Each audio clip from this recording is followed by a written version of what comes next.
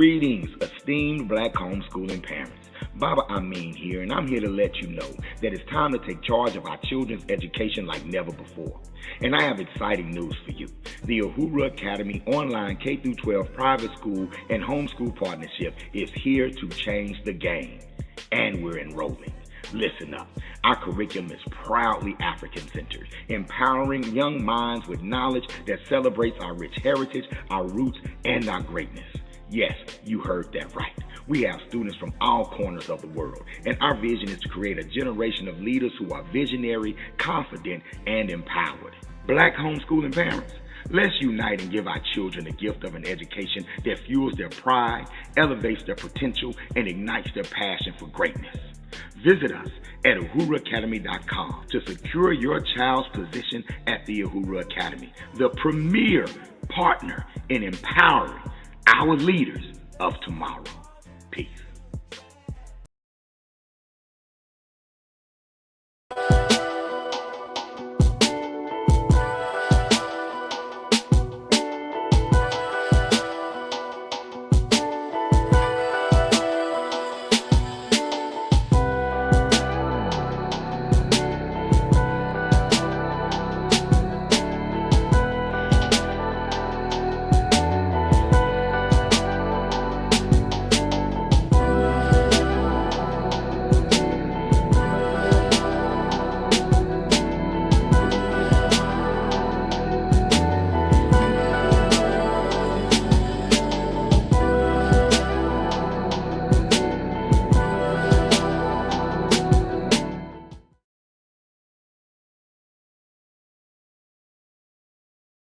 Uhuru Academy overall is an amazing school from the teacher to the students.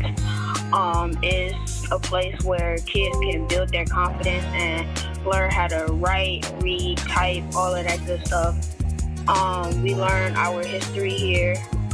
We honor our ancestors, so we learn about who we are and where we come from, and I really enjoy this about this school.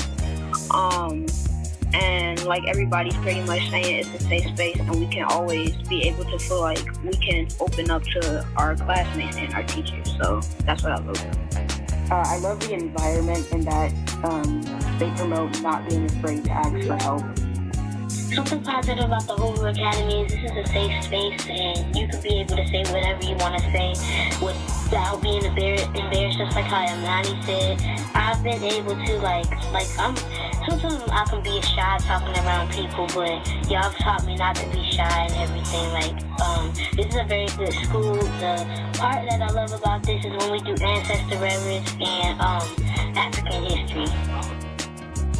I think this is the greatest school I've ever went to because you teach me about my history, and at the other schools they never taught me one thing about my history. They just taught the only black people they talked about at my other schools were Carter G. Woodson, Martin Luther King, and I think that's it.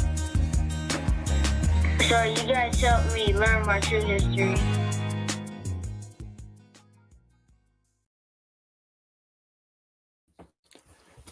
Microphone check 1 2 1 2. Microphone check 1 2. You know what I'm saying? Somebody jump in the chat and let me know. Holla if you hear me. Peace and power. Habari Gani. All right, Habari Gani. And let me go on and bring Mama and Koyo to the stage as well. I know she's traveling. Peace and power. Well, okay, she'll come back when she's able to. She's traveling, so you know how you come in and out of a signal. But hey, Habari Gani, y'all. Habari Gani. And let me make sure that my audio is doing what it do, because I get to talking. All right, my computer thinks I'm coming through clear. So if someone can hit up the chat and let me know whether or not I'm coming through. All right, good. Thank you, Mama Alexis. All right then, y'all. Hey, Habari Gani. What's our response? What's our response today? We're in our third day of Kwanzaa. We celebrated Umoja. We celebrated Umoja, which means unity. We celebrated Kujichagulia, which means self-determination. And today we celebrate what? Y'all just gonna make me say, there it is, UJIMA. Today we celebrate UJIMA, which means collective work. and responsibility, right? Collective work and responsibility. And let me put that up on the screen. Collective work and responsibility. Right. I hope I spelled it right. Collective work and responsibility. UJIMA is what we're celebrating today here at the UA Online Global Community Kwanzaa Celebration and Fundraiser. Yeah, you got that right. This is a celebration, but this is also a fundraiser, right? We are on a campaign to build the world's greatest online education platform for Black people. All right. And in order to do that, our community is going to have to come together. We're going to have to come together. We're going to make that happen. We've already begun to build the site. It's going to be called uhuruacademy.org. We've begun building the site already, but y'all, we don't just want to build a static site. We want to build an interactive, next level, next generation online learning platform where not only will we house our K through 12 online live private school, but we'll also have pre-recorded K through 12 curriculum to assist other homeschooling parents, right? Not only that, we'll be housing our adult education program, Operation Reconnect, on our new learning platform. And not only that, we're going to be launching Uhuru University, which will be courses that we're going to curate from institutions, from individuals, maybe even from you, that are prepare our people and our children for the workforce of the future. So be on the lookout for uhuruacademy.org. And that's the reason for the season. Today, collective work and responsibility. It's going to take collective work and responsibility to expand and grow this great institution that we call the Uhuru Academy. All right. And before we honor our ancestors, because we have to honor our ancestors before we get started, we have to do that. You will see below the screen your opportunity to become a monthly Uhuru Academy patron. All right. You'll see that right there below the screen.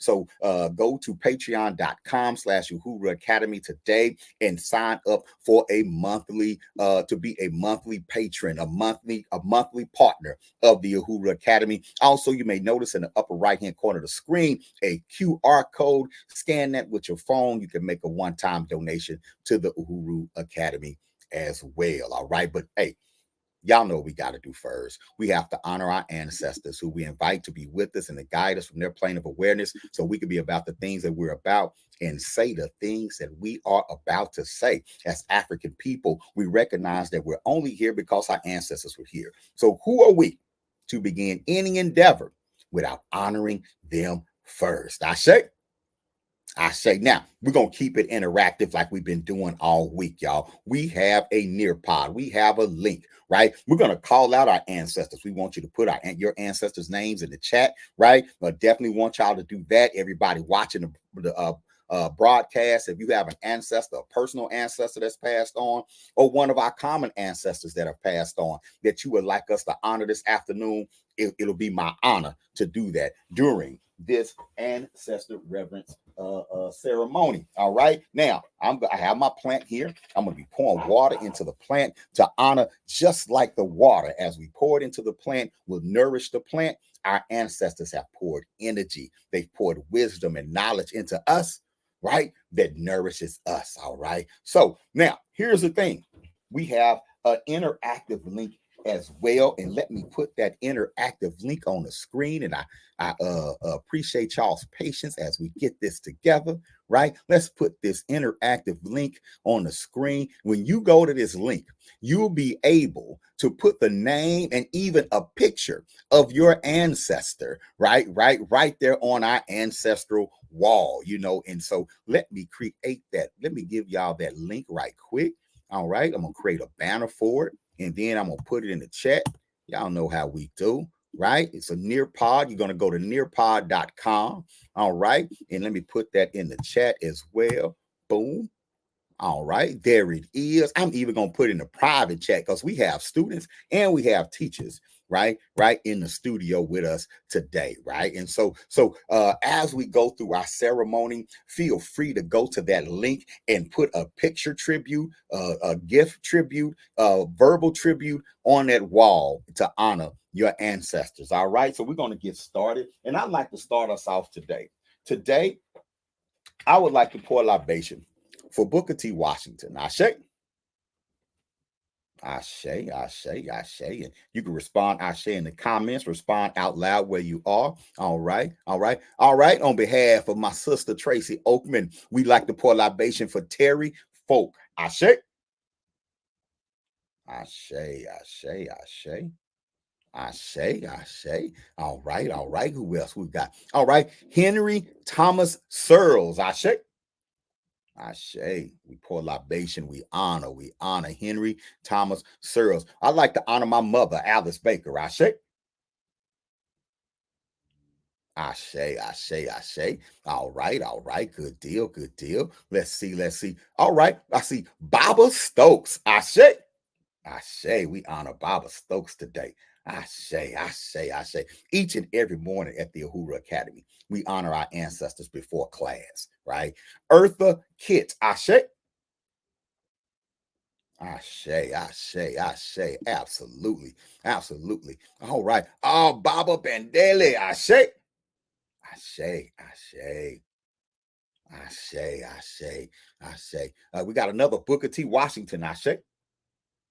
I like to pour libation for Malcolm X. Ashe. I like to pour libation for Marcus Garvey. Ashe. I like to pour libation for the most honorable Elijah Muhammad. Ashe. Ashe, Ashe. All right, we have Miss Dolores Turner. Ashe. Ashe, Ashe, Ashe. Ashe, Ashe. I like to pour libation for Amy Jacques Garvey. Ashe. Ashe. I like to pour libation for Kwame Nkrumah. Ashe. Ashe, Ashe. I like to pour libation for Fannie Lou Hamer. Ashe. Ashe. I like to pour libation for Coretta Scott King. Ashe. Denmark Vesey. Ashe. The Right Reverend Nat Turner. Ashe. Ashe, Ashe, Ashe, Ashe. Let's see what else we got. Okay, we like to pour libation on behalf of Tita Goddess to Bernie Douglas. Ashe. Ashe. I like to pour libation for my big brother, Kenneth Darren Thomas. Ashe. Ashe. I like to pour libation for Dr. Leola Africa. Ashe. We pour libation for Dr. Sabi. Ashe. Ashe, Ashe, Ashe. Oh, we come from a beautiful and powerful people. Let's see what else we have. Oh, the beautiful Cicely Tyson. Ashe. Ashe. I like to pull out base for Dr. Khalid Abdul Muhammad. Ashe. Ashe. I like to pull out base for Dr. Asa G. Hilliard. Ashe. Ashe. I like to pull out base for Dr. Francis Cress Welsing. Ashe. Ashe. I like to pull out base for Sobonfu Some. Ashe. Ashe, Ashe, Ashe. New comments. Oh, these beautiful names coming in. These beautiful Ashes. Maya Angelou. Ashe. Ashe, Ashe, Ashe. Drusilla Dungy Houston. Ashe. Ashe, Ashe, Ashe. Dr. Amos Wilson. Ashe. Ashe, Ashe, Ashe. All right, all right. Let's look and see what we have on our Nearpod. Let's look and see what we have on our Nearpod for those who went to the link. Ashe, Miss Phyllis Mack. Ashe. Definitely Miss Phyllis Mack. All right, definitely Miss Phyllis Mack. And as I share my screen here, right, as we share our screen, and we're gonna go here, we're gonna go here. Look at our ancestor wall, y'all. We see Dorcas Sims and Gary Gilmore. Ashe. Ashe. We see Harriet Tubman. Ashe. Ashe. That beautiful picture of Eartha Kitt. Ashe. Ashe. We see Malcolm X. Ashe. Rosa Parks. Ashe. Bill Russell. Ashe. We see Madam C.J. Walker. Ashe. George Washington Carver. Ashe. All right. Harold Washington. Ashe. B.B. King and Whitney Houston. Ashe. I say, y'all should see. Oh, there's W.E.B. Du Bois. I say, y'all should see our ancestor wall on a daily basis. It's full of beautiful African ancestors that our children are taking time out to research and include in our libation ceremony, right? Right there's Kobe Bryant, I say. I see Reverend Roderick Miles Sr., I say. There's King Akhenaten, I say, there is, I saw a Willa Mae Walker. I say, we pour for Willa Mae Walker on behalf of Juneteenth Jamal Bradley in the house, right? Y'all, we come from a beautiful and powerful people, and we do this the first thing every morning at the Uhuru Academy to remind our children who we are and whose we are. I see a Tupac Amaru Shakur on our ancestor wall. I say, oh, Nina Simone, I say. All right, y'all, yo, check this out. At this time, we pour for all those we have not named, but we certainly have not forgotten. I say.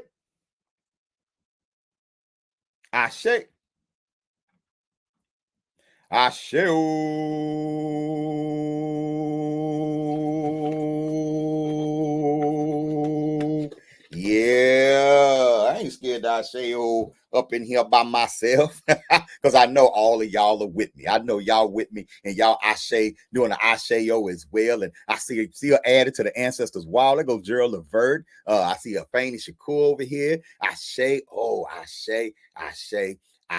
y'all. This is every day at the Uhuru Academy.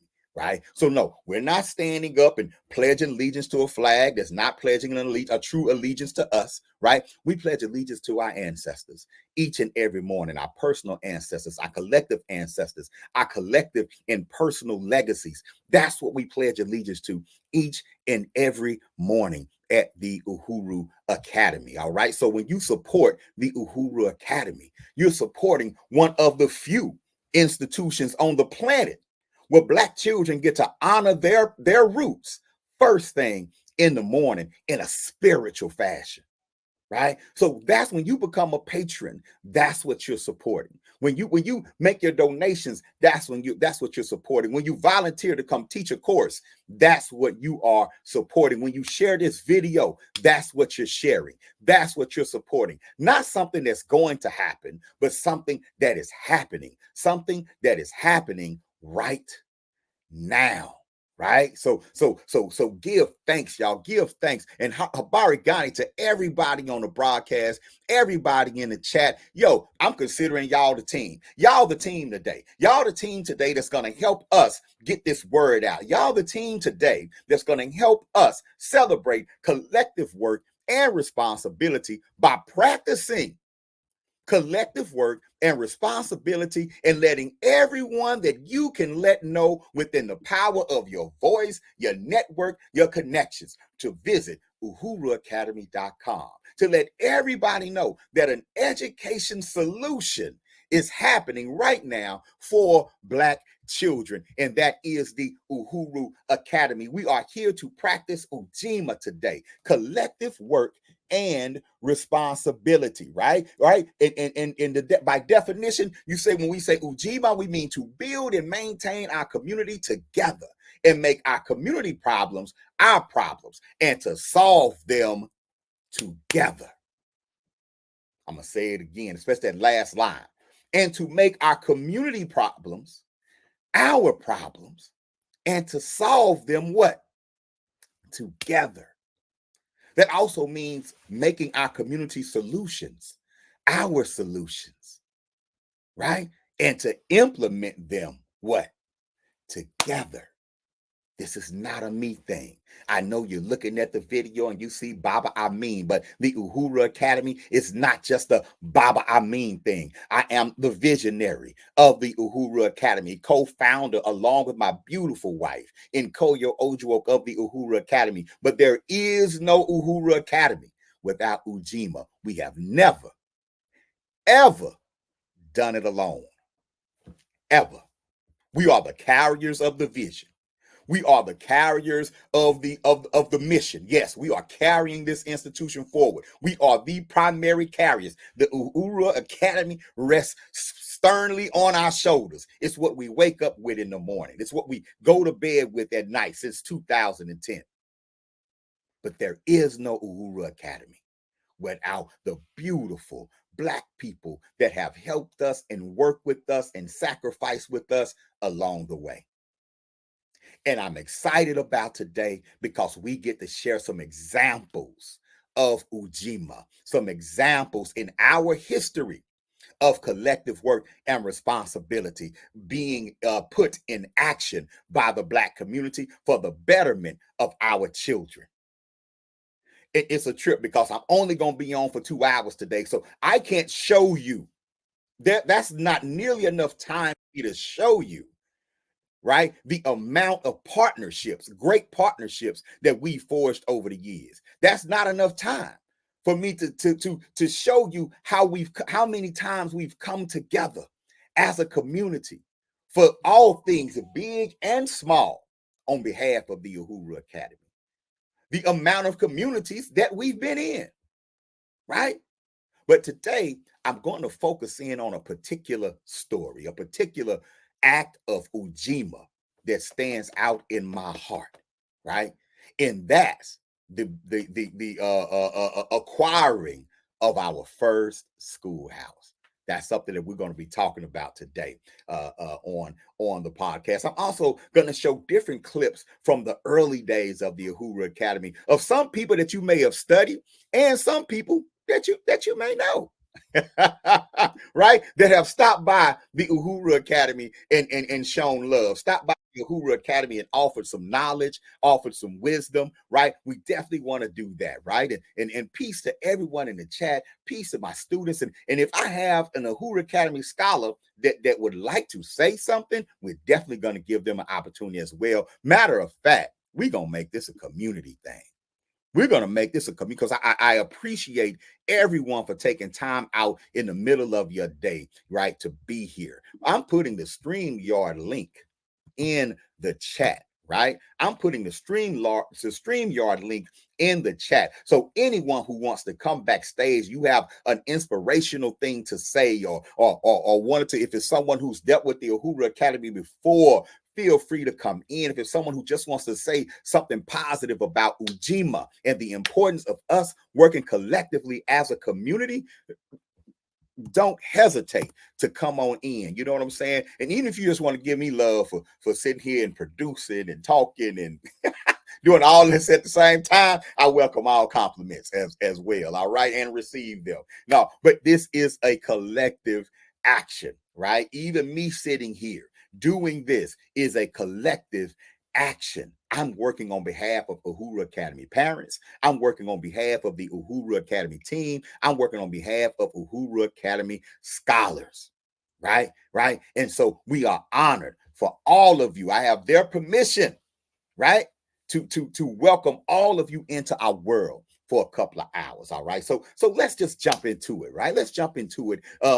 Each day of Kwanzaa, after we've honored our ancestors, we've also introduced an African proverb for that day, right? And so today won't be any different. And peace to you, Jolanda Zachary, my beautiful sister. Peace to you, right? Today, right, will be one of those days. We're about to bring forth an African proverb, a powerful African proverb, and then we're going to discuss that proverb. It's kind of going to be our theme for our broadcast today, and we're going to discuss that proverb today. And I want you to, again, make sure you're spreading this video around. We can't have, there's no such thing as too much Black positivity, right? There's no such thing as too much Black knowledge of self. There's no such thing too much of Black people supporting Black people, Black businesses supporting Black businesses. No such thing as too much of that. Ashe? So make sure you're putting this in that network to help balance these things out, balance this information out that's out here, right? We're still out here defending our own image to the world. You understand what I'm saying? So make sure that you're spreading the news. And Habari Gani, UJIMA. Rashida Harris, Uhuru Academy parent, once Uhuru Academy, always Uhuru Academy. Peace.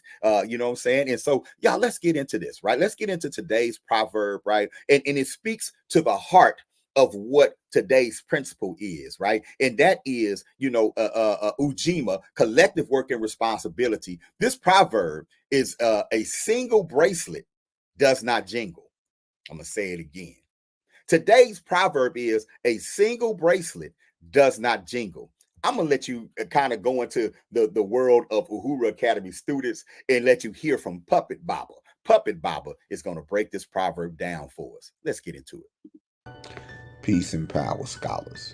Today we have another powerful African proverb that I want you to think about and internalize, right? And that proverb is a single bracelet does not jingle. I'm going to say it again. A single bracelet does not jingle. You ever see somebody that wears a whole bunch of bracelets? I know sometimes Mama and Koyo will have like a gang of bracelets on one wrist, right? And when she walks, she ain't gonna sneak up on nobody because them bracelets, they be working together, jingling and clanging together, click, click, click, click, click, click, click. You know what I'm saying? And it's all good because it's something about the way she move and rhythm and that sort of thing to where the clinging of the bracelets almost sounds like music, almost sounds like they're working together, right? Well, I want you to think about this proverb because this proverb reminds us that we're stronger together than we are alone. It reminds us that there's nothing wrong with accepting help and that when you can work with others, work effectively on a team, right? And y'all work in harmony, everybody working at their strength, we're stronger as a unit, right? But when you're just working by yourself, you can make some noise, you can make an impact, but not nearly as much of an impact that you can make if you worked effectively with others. Remember, a single bracelet does not jingle. None of us make it alone. None of us achieve success without help. To be a human being is to be someone who needs help from others. You might not want to acknowledge it, but that doesn't change the fact that it's there. Someone's going to give you an opportunity. Someone's going to open the door for you. You're going to be in a position to have to work with other people because a single bracelet does not jingle. And I know a lot of people say I was self-made. Nobody helped me get here. I doubt that very seriously. No CEO can be a CEO without the people that works for them. No company can be successful without clients. No nation can be powerful without its citizens. No, we don't do it alone. A single bracelet does not jingle. Embrace the help that's around you. Embrace those that are investing in you and investing in your future. Don't pretend like they're not there because of your ego. You're not going to do it alone. Remember, a single bracelet does not jingle. Let's go on this journey together.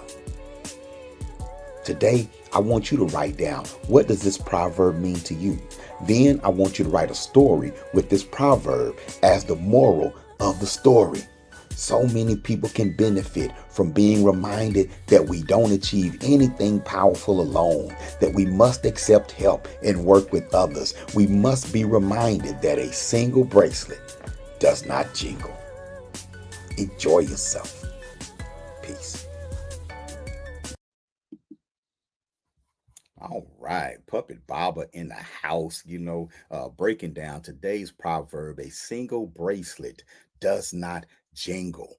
All right. And parents, this is a discussion that you can have with your children. Young children, this is a discussion that you can have with your parents when talking about the importance of families sticking together, right? Our families, we have to move like a unit. It's important that our children understand how their actions impact the family. Right? That our children, especially today, because of, so many outside influences that are out there, right? You have social media and whatnot. So there are so many outside influences that run contrary to the values that you teach at home, right? And so what we're trying to do is provide you with more tools to reinforce your core values inside your home. And one thing that's very important is that when your children leave the home, that they understand that they represent those values. right? And that those values are the values that are going to protect them, the values that are going to keep them safe, the values that are going to help guide them on the right path. And when we do this as a community, when we come together as a community and we say, no, no, no, no, these are our core values. I mean, I know that's what you're playing on the radio, but that does not reflect the core values in our home.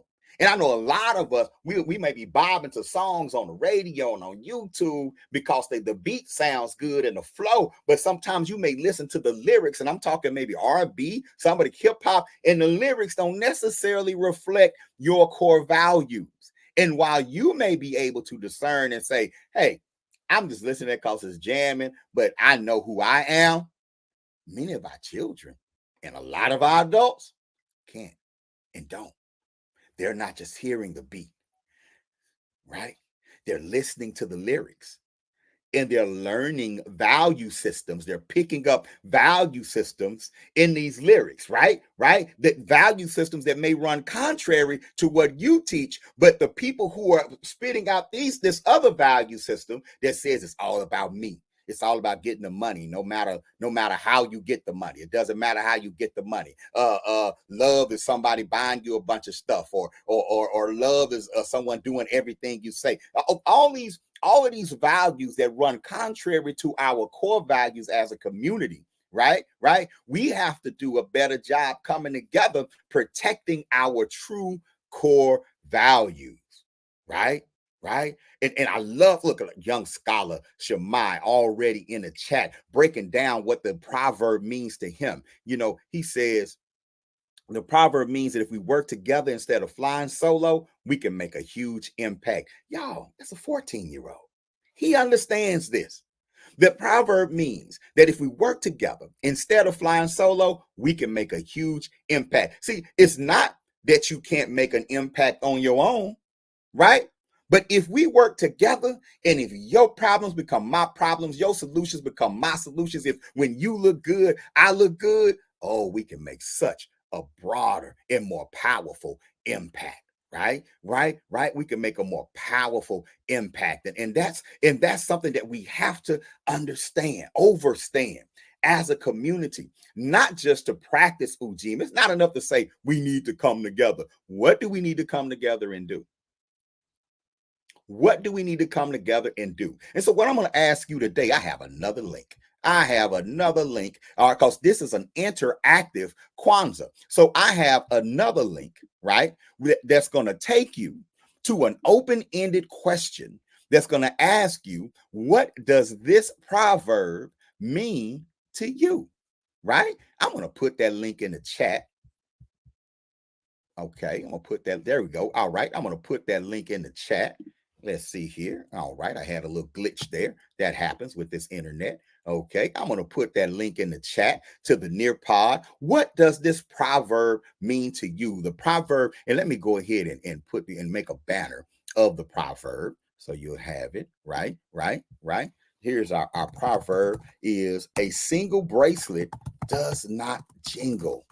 A single bracelet does not jingle.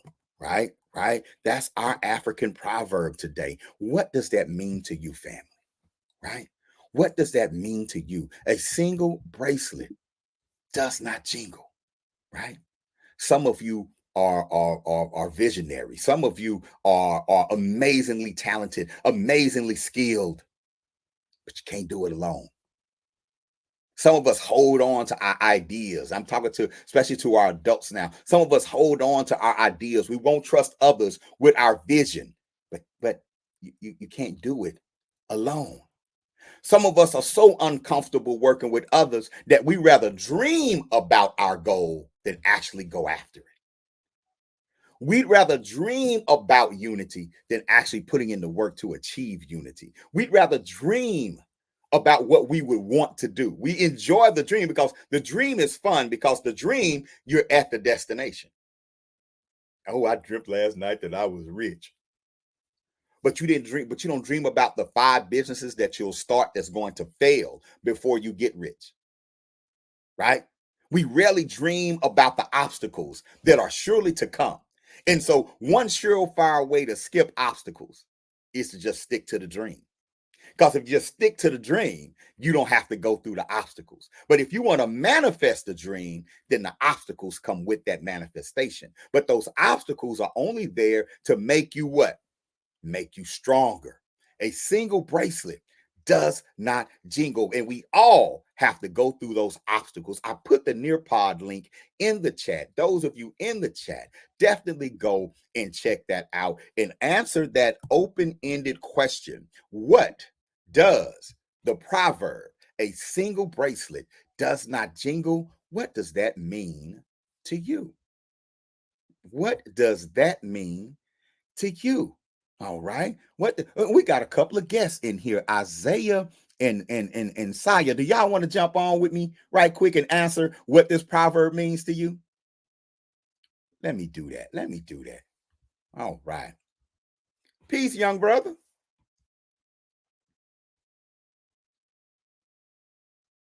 Let me see if you get your unmute your mic. Unmute your mic for me. Peace, are you there? Uh-oh, unmute yourself. You're muted. There you go. Peace. Isaiah? Peace. How you doing, sir? Good. How are you?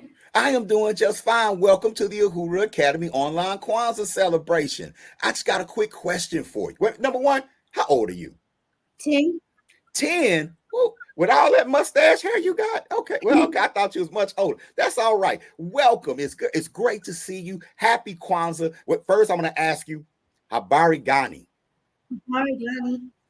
All right. And during Kwanzaa, when someone says Habari Gani, you answer with the principle for that day.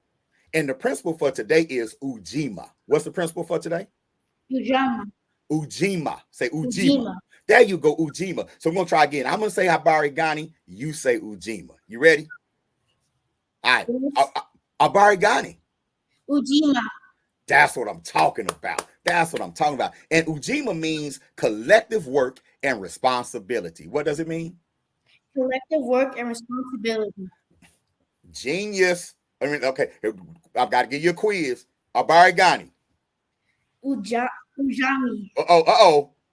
Uji. Ujima. There it is. Good. Let me do it again. Habari Gani. Ujima. UJIMA. All right. And what does UJIMA mean? Collective work and responsibility. That's what I'm talking about. Now, we have a proverb today, Isaiah. That proverb says, a single bracelet does not jingle. Did you hear when we was talking about the proverb? Yes. Yes. What does this proverb mean to you? It means that no one can finish the goal or do the goal without another person helping them and encouraging them and believing in them. I say, man, that's what I'm talking about. So you're saying that if you're trying to achieve a goal, right, that, especially if it's something big, right, then chances are you're gonna need some help, huh? Mm-hmm.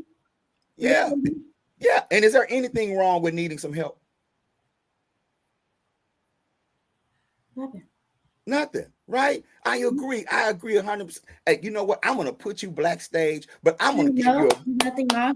Nothing wrong. Okay, we had a delay. Nothing wrong with getting help, right? I want to make sure, Isaiah, that whenever you need help, that you reach out to the people who love you. Ashe?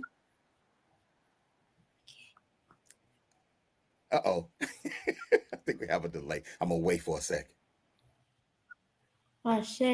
Ashe. All right then. Cool. Appreciate you, Isaiah. Man, y'all show Isaiah some love in the chat. You know, brother jumped on. That takes a lot of courage. To come on and represent like that. Y'all, and I'm gonna tell you something. There's young black genius like that, like Isaiah, all over the world. We're not tapping into it.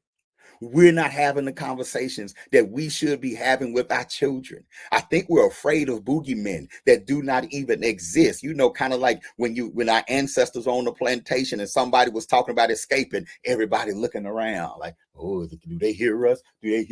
Y'all, it's okay. All right. You can talk to your children about our culture. You don't have to begin our history in slavery. Your babies are not going to run outside, right? Right? Your babies are not going to run outside and get in trouble because you taught them their history. No.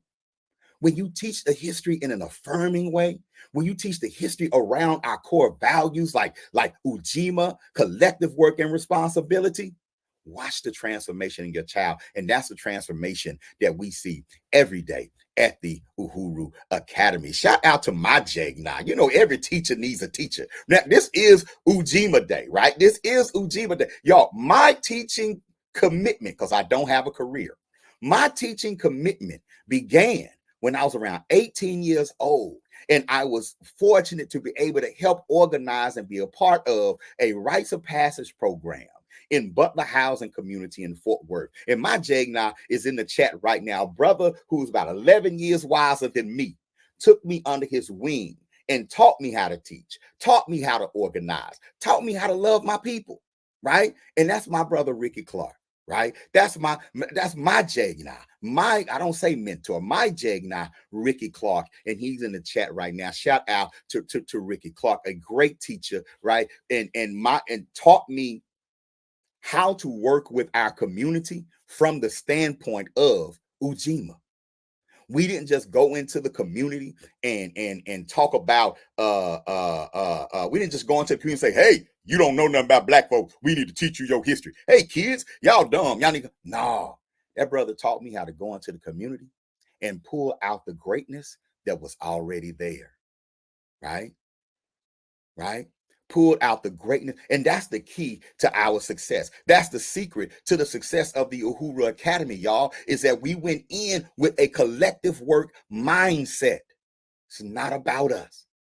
That's why you don't see representatives of the Uhuru Academy bragging and jumping out. Me, this is what I did. Look what I did. No, look what we're doing. We tell all of our parents when they enroll in the school, this is your school. Take ownership. Right? I remember going into Butler back in the day and empowering, helping Rick and empowering mothers and fathers to take ownership of the community, even if they didn't own the community. It's where they lived. It's where we lived. It's where we loved, right? And Butler became Mo Better Butler. The women of Butler Housing came together and started the WOB, the women of Butler. The men of Butler came together and started the MOB, the men of Butler. The children of Butler were the reason for the whole thing because they were going through the rites of passage program. They were performing steps, dance routines, reciting the history, and it galvanized the community. I know the formula. We know the formula. But the formula needs support. It's one thing to have the tools, but it's another thing to have the resources that will sustain the tools. And that's why we're here today. That's why we're saying become an Uhuru Academy patron and go to patreon.com. That's why we're saying donate at $ Uhuru Academy. That's why we're saying scan the QR code in the upper right-hand corner and set up a donation with the Uhuru Academy. Not because we're getting rich. It's not about money. It's about impact. And understand my mentality. Y'all got to understand my mentality because I have a collective work and responsibility type mentality. I feel like it's all of our responsibility to educate our children. Like I just do. And my assumption when I talk to you is that you're looking for an opportunity to show support, right? So I think I need to stop saying words like donation because that's not really what I'm looking for. What we're looking for is support, right? What we're looking for are people who see what we're doing and they see the opportunity to help as just that, an opportunity. So when you say donation, I want you to think opportunity because a donation is an opportunity for you to practice UJIMA, collective work and responsibility. Sharing the video is an opportunity for you to show UJIMA, collective work and responsibility. So it's not that a lot of times people say, y'all begging for donations. I'm not begging, I'm offering opportunities. I'm not begging for donations. We're offering opportunities for our community, those in our community who believe in what we're doing, who believe in empowering our youth, who believe in teaching our youth who they are, who believe in building independent institutions. I'm providing the community, we are providing the community with an opportunity to support. And the donation is just one way to take advantage of that opportunity. So I'm here today offering you an opportunity. We're offering the community an opportunity to help us build the greatest institution of learning for Black people in the world. We're offering people the opportunity to help us build uhuruacademy.org, which will be an online learning platform, right? Dedicated to empowering and educating Black people around the globe. We're giving people the opportunity to allow us, to empower us to launch the Uhuru Academy Land Banking Campaign, where we will be talking to families who have Black-owned land. That's a whole other conversation too, y'all. But we're going to be talking to families with Black-owned land, giving them the opportunity to allot some of that land to the Uhuru Academy as a future home of a Black art, of an African-centered school.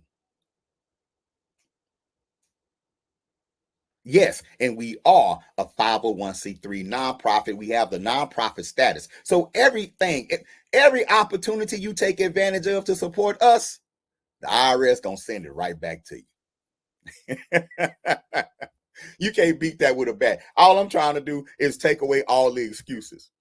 That's it. All we're doing is taking away all the excuses and making it as comfortable as possible for you to support this institution that so many people have come to know and to love, and that's the Uhuru Academy. All right. You know, and y'all, the Uhuru Academy was founded way back in 2010 in Fort Worth, Texas, by my wife and I, the beautiful Nkoyo Ojuo. Shout out to her. She is backstage and she is on and watching the broadcast, but she's traveling today. And you know, when you are an entrepreneur, a wife, a mother, you know, you got things to do. And so we're wishing her safe travels as she goes and blesses the community with her presence, and they collect and do their thing. We wish her all the best in her travels. And when we started this school in 2010, we didn't have any funding, right? We didn't have a location. Did I mention we didn't have any funding? We didn't have any students. The Uhuru Academy was born on paper. The Uhuru Academy was born in Photoshop. I had the shield before I had the school. I had our school shield before we had the school. That beautiful shield that you all see.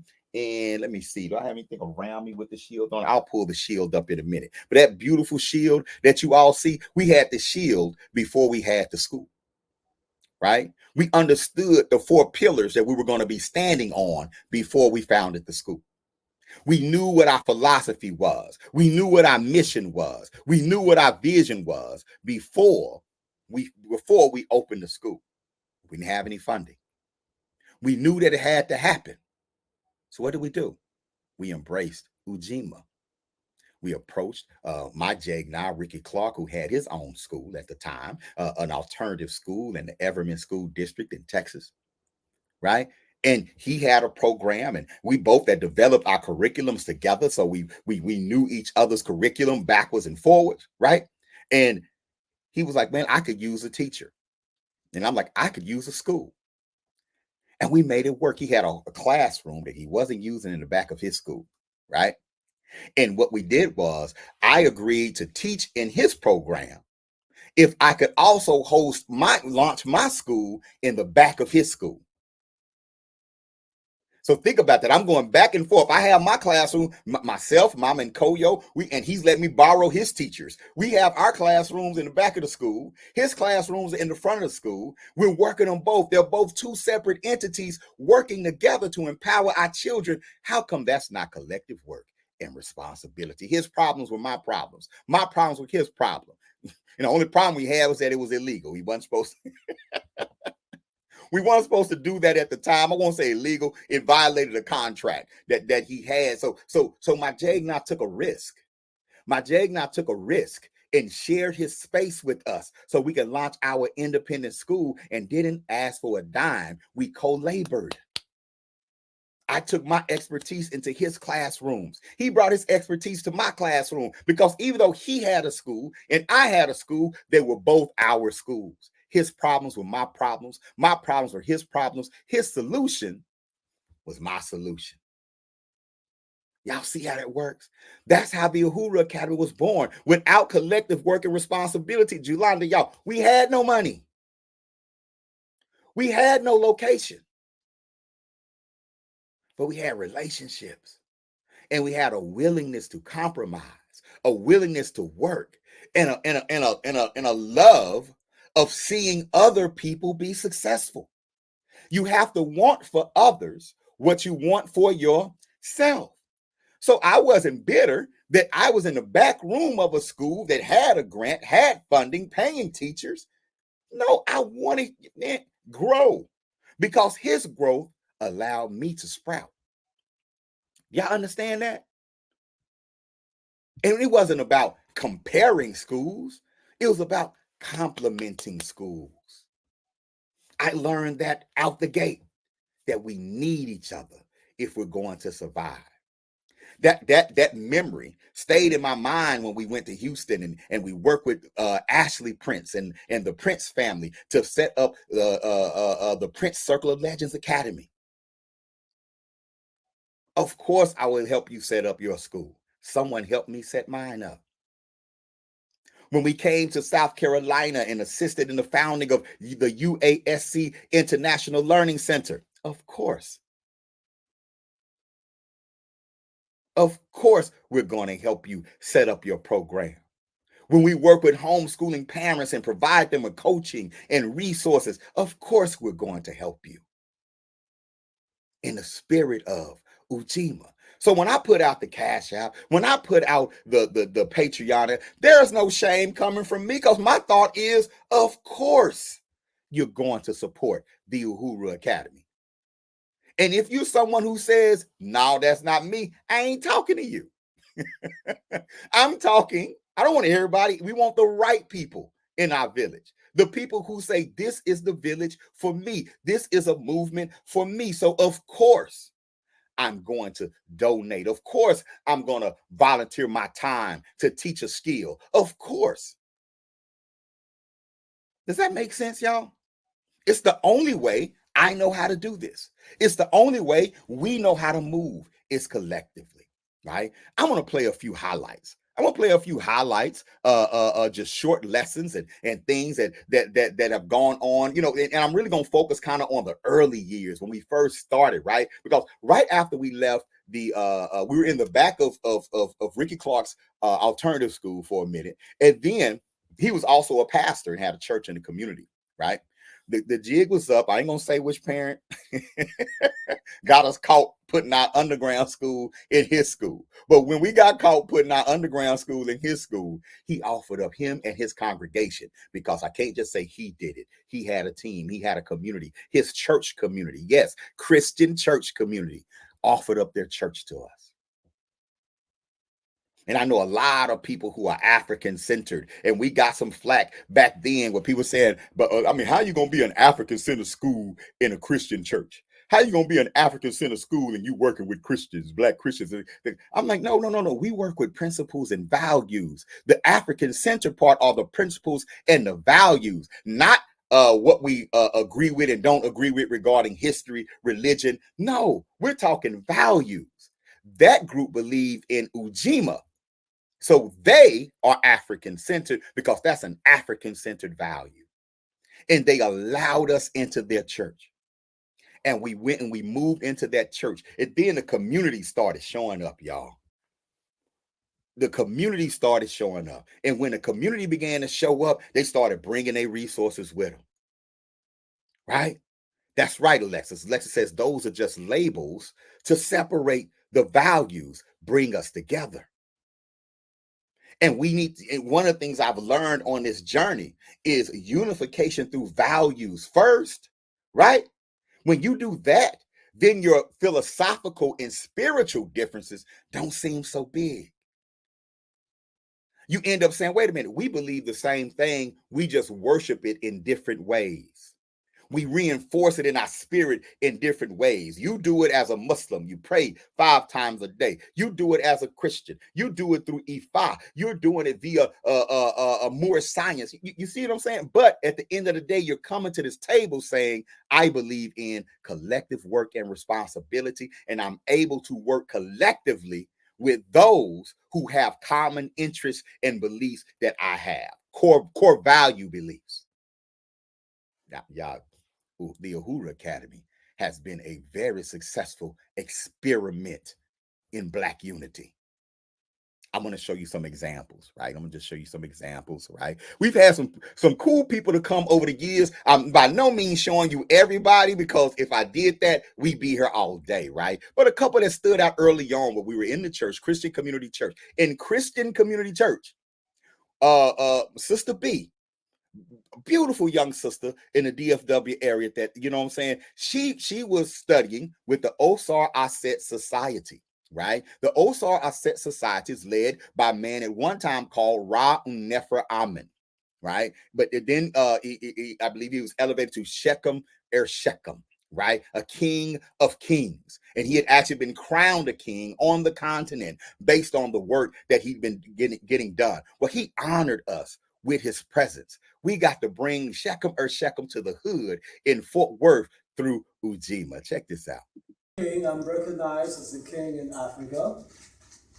In 1982, I held the first reception for a king that came from Ghana, a king of kings. So Tupo Opokuwara II from Ghana, Ashanti region.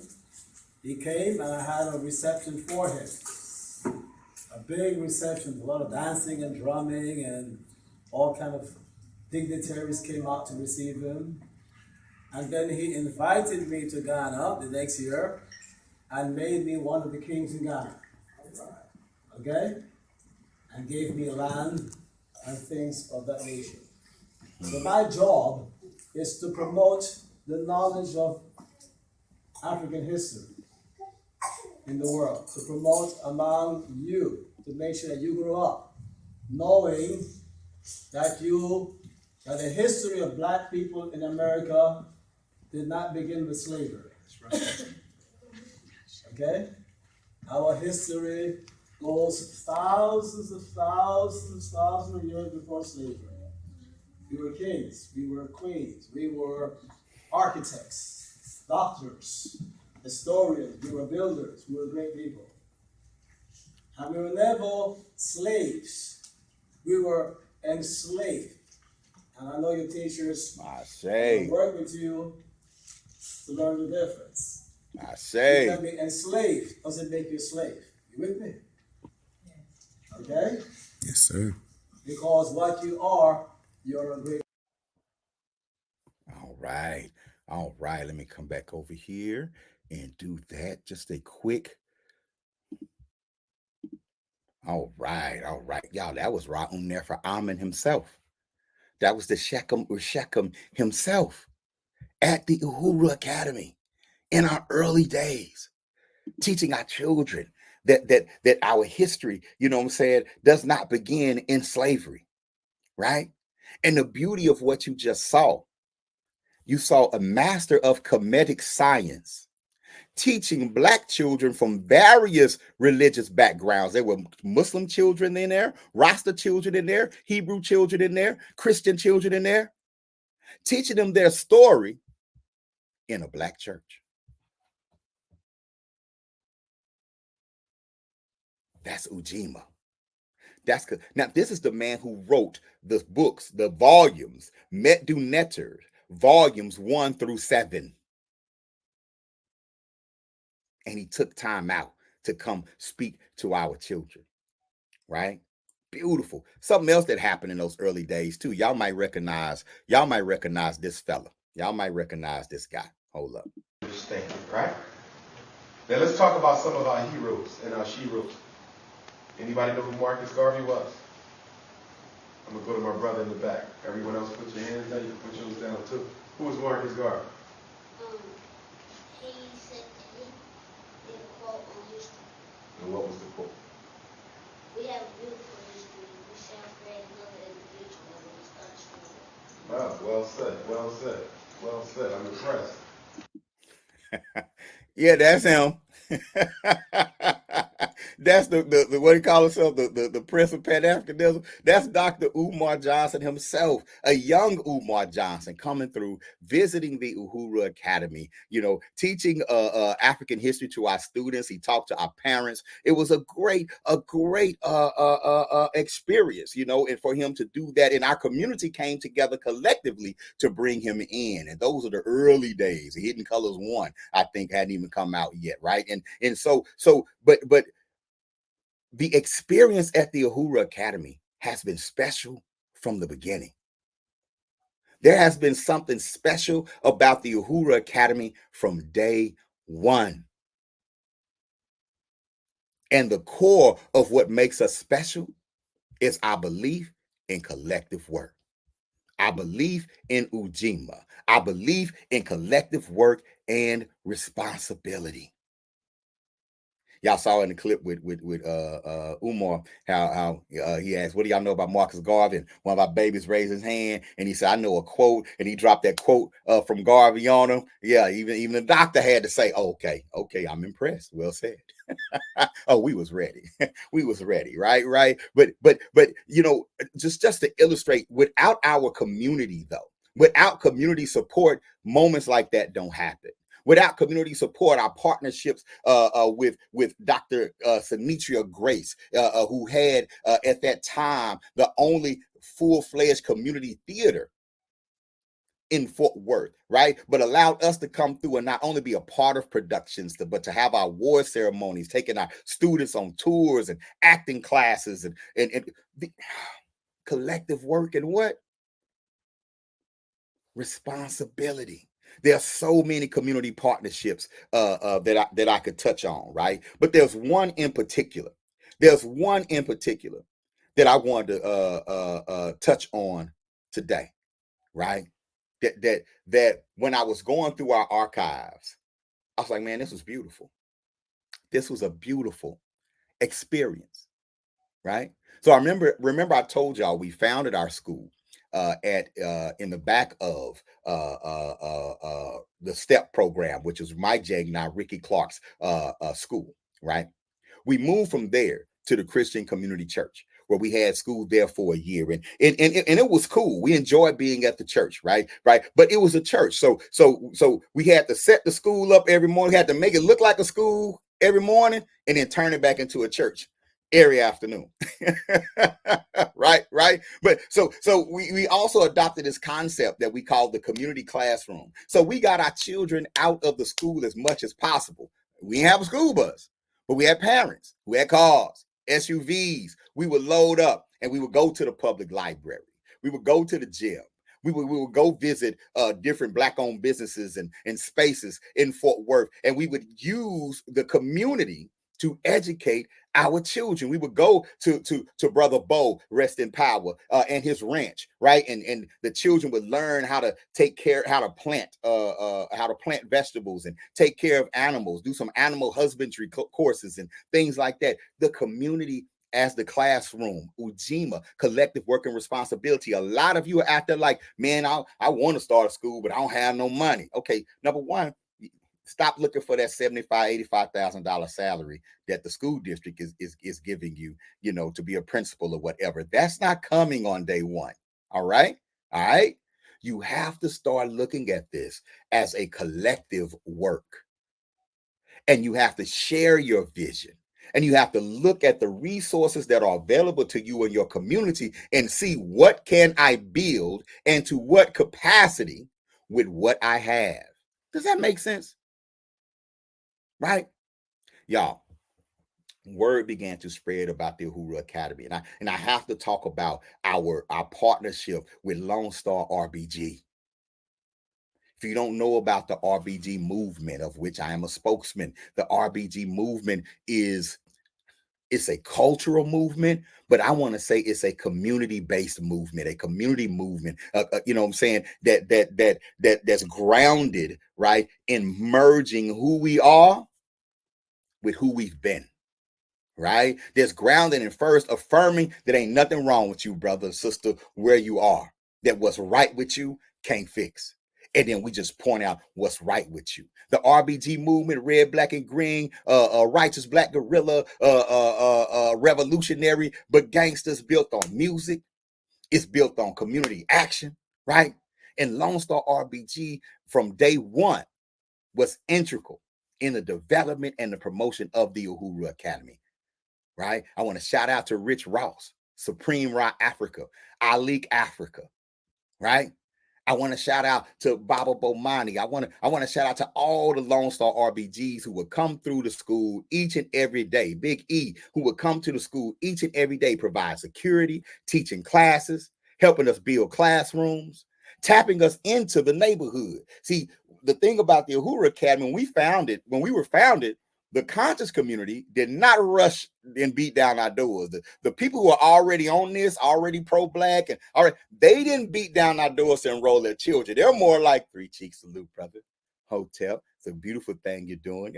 Well, I would bring my baby, but you know, they're in the magnet program and in band. And so we don't want to interrupt that, even though they're getting the Eurocentric teachings. We feel like we make up for that at home. I'm like, all right, no problem. But guess who showed up? And guess who showed up to work? Black people. The hood, the neighborhood showed up and showed out for the Uhuru Academy. The African Center part came when we began dialoguing, when we started study groups, when we started Temple, when we said, you know, the Uhuru Academy teach adults too. When the adult Black history classes started, all that, and guess what? The neighborhood wanted it. The people who are already woke didn't feel like they needed it. But what the people who are already woke did need, they needed to know how to build bridges into the Black community. I know a lot of Black power people who are disconnected from the Black community. I'm talking about the Black community. I ain't talking about the Black bookstore. I ain't talking about the going up to the college. I'm talking about going in them streets. Right? And so that partnership with Lone Star RBG, man, that was valuable. Still is. So valuable that a brother Terrence, who was a leader in the neighborhood. You know, every neighborhood got a leader, right?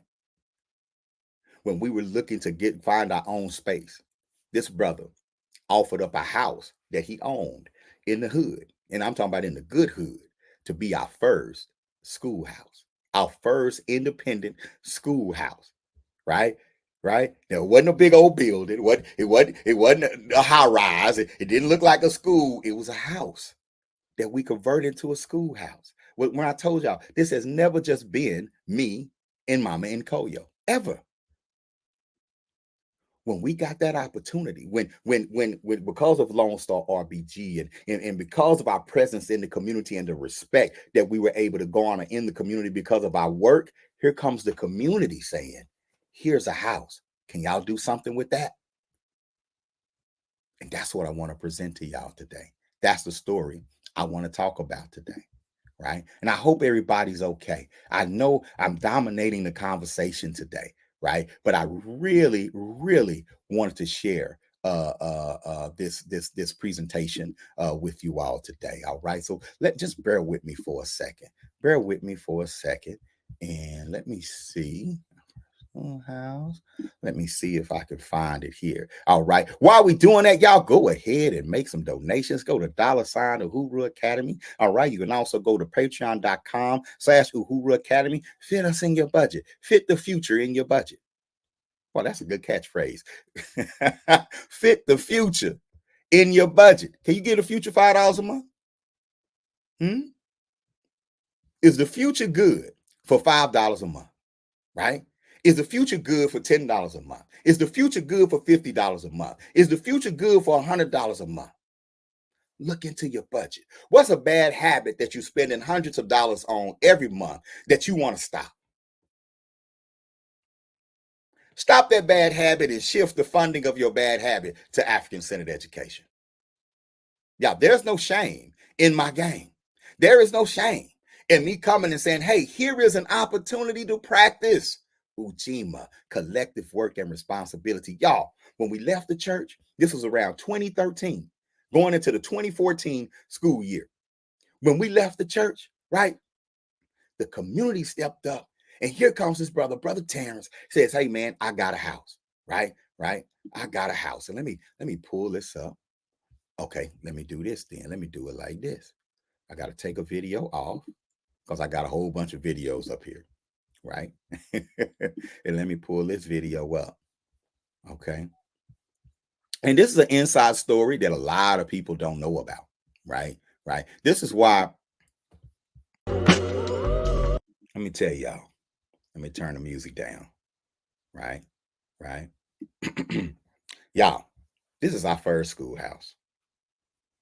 2014. We paid nothing for it. It was donated to us. Some would say by the streets. Yeah, this wasn't our city council person. No. This wasn't a local pastor. No, even though we've had multiple pastors host our school. Shout out to Rickie Clark. Shout out to Dr. Michael Bell and the family at Greater St. Stephen's First Church. But this is our first independent schoolhouse right here. Located in Stop 6, Texas, where I grew up. Right down the street from Dunbar High School, where I graduated. But getting the house was one thing. Getting the house ready for our students was another. It didn't look like that when we first got there, right? And I'm just going to let this play. You know, there's Mama and Koyo getting ready. Y'all, we had to pull all the trash out. And y'all, the community showed up. This is collective work and responsibility. This is UJIMA. Look, my brother Rich Ross, Supreme Rock Africa in the house. You got Uhuru Academy parents, y'all. And then we had adults there that had nothing to do with Uhuru Academy, just supporters of the Uhuru Academy. Y'all, this house was literally leaning. Y'all see the beam? Right? The community showed up. We painted together. We pulled trash out together. We replaced the doors and put new doors on it together. Painted inside. That's the husband and wife team, Kari and Supreme, right? Brother Morrison right there coming together. Young brother showing up, doing his thing. I mean, y'all, we came together as a family to put this together for the Uhuru Academy, for our little school, right? Our little school that with no funding, all from Black people, all out of our pockets, all out of our time, so we could educate our children. That house, at one time, y'all, that house was a trap house. At one time, that house, my brother Jeremy Gary and the Honest Group, at one time, that house was a house where the local gang, the blood gang in that neighborhood, actually put down its members, but actually take in members to jump people in the backyard of that house. That house terrorized the community at one time. But that very group that at one time was terrorizing the community gave us that house and told us to uplift the community. And we did. You see, the green wasn't the original color. We had to come together and paint it. We had to pray in it. And everybody prayed. The Muslims prayed. The E5 people walked through there with sage. The Christians prayed. The Hebrews prayed. And then we started school. And we moved into our schoolhouse, which was small, but we was working that thing, right? I just love, and let me pause here. I put this picture in here twice. This is what we need to do. Everybody in this picture ain't the same. They don't all believe the same thing. But in that moment, everybody believed in the Uhuru Academy. In that moment, everybody believed in African-centered education. In that moment, everybody saw the vision that this is where we're starting, but this ain't where we're going to end up. And that's why we're going back to Texas. That's why there's still going to be an Uhuru Academy on the ground in Fort Worth, Texas. That's ground zero for Uhuru. Y'all. That's the finished product. That's the first Uhuru Academy, right?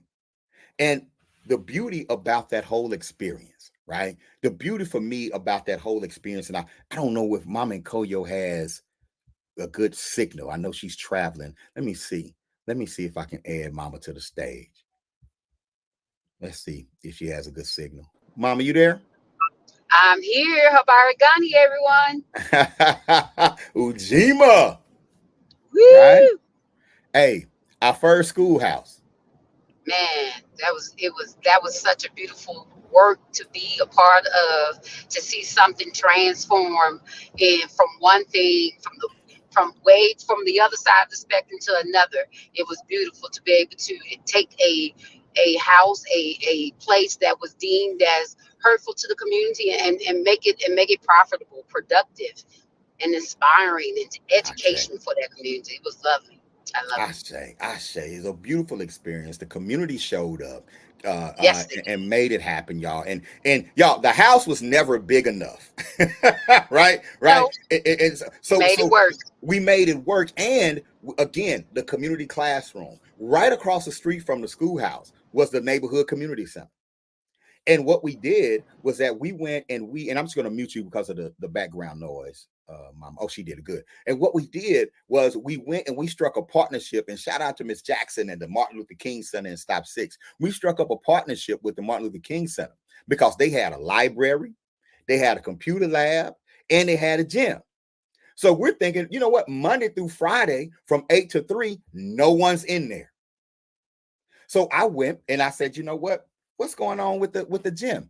And she was like, well, we never had a group, a homeschooling group come in here during the daytime, And she started telling me some of the challenges. She was like, man, they talking about closing us down, right? That our numbers are not up, right?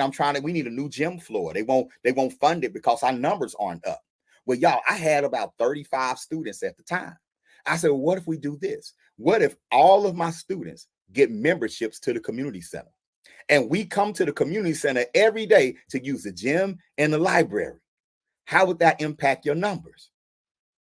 She said, oh, it'll turn things around. Long story short, y'all, after 1 year of us using the gym not only stayed open, they got a new basketball court from the city as well because they were able to show those numbers. We co-labored. We had the whole gym to ourselves each and every day. I'm dropping this jewel, not to brag. I'm dropping this jewel to let y'all, those of you with community-based programs, create partnerships with other community-based programs. And you got good people in your neighborhood that have these jobs that if you came to them with something tangible and real, they'll look and see how they can use their power and their access to help your independent endeavor. We were independent of the city. We were an African-centered school, but we didn't need them to say, we support African-centered education, Black power. I didn't need her to say Black power. I just needed her to open the gym. And I needed to be able to show her how it would benefit them. And we protect our partners. We don't go on. I didn't go online and say, yeah, it's Black power at the gym over. Yeah, it's Black power. No, why would I do that to create stress and problems for her? We signed up. They got something tangible. We got access to the gym. We got something tangible. That's collective work and responsibility. Creating partners. Important in every endeavor. Collective work and responsibility right there. Ashe. That's my example for today. I'm presenting today, right? And y'all, this is just one example of UJIMA that we encountered throughout the years.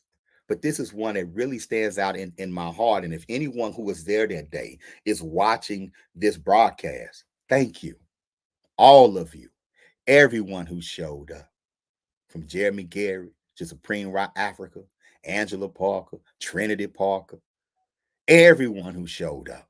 Thank you, Kari Menashe Africa, Steve and Tamikwa Muhammad, our first family, Baba Bomani and Kamaria Ajamu, everyone who showed up and contributed that day. Y'all have no idea what that still means to me. And it also validates that if you build it, they will come. It validates that there are plenty of people still in our community that are ready to work and put something together. You know, all these folks weren't quote unquote Black power folks. They just recognized something powerful when they saw it.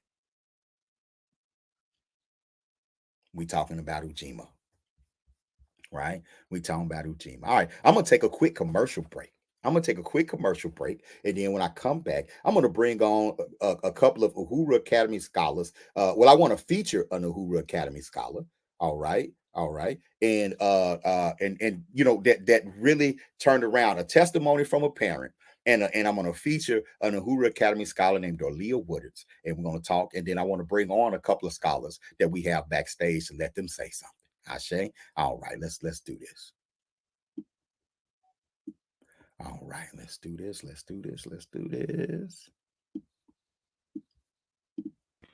Greetings, esteemed Black homeschooling parents. Baba Amin here, and I'm here to let you know that it's time to take charge of our children's education like never before.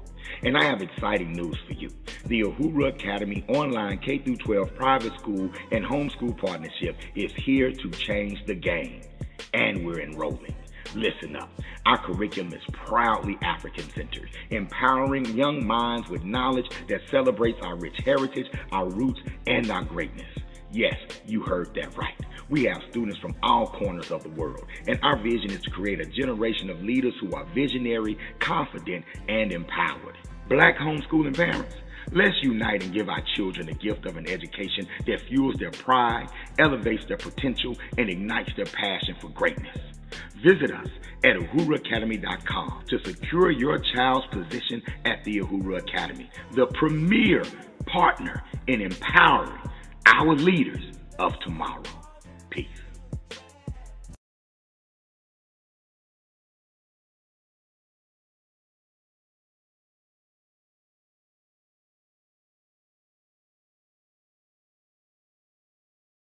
Academy overall is an amazing school from the teacher to the students. Is a place where kids can build their confidence and learn how to write, read, type, all of that good stuff. We learn our history here. We honor our ancestors, so we learn about who we are and where we come from, and I really enjoy this about this school. And like everybody's pretty much saying, it's a safe space, and we can always be able to feel like we can open up to our classmates and our teachers. So that's what I love. I love the environment in that they promote not being afraid to ask for help. Something positive about the Uhuru Academy is this is a safe space, and you can be able to say whatever you want to say without being embarrassed, just like how Amani said. I've been able to, sometimes I can be shy talking around people, but y'all have taught me not to be shy and everything. This is a very good school. The part that I love about this is when we do ancestor reverence and African history. I think this is the greatest school I've ever went to because you teach me about my history, and at the other schools they never taught me one thing about my history. They just taught, the only Black people they talked about at my other schools were Carter G. Woodson, Martin Luther King, and I think that's it. So you guys helped me learn my true history.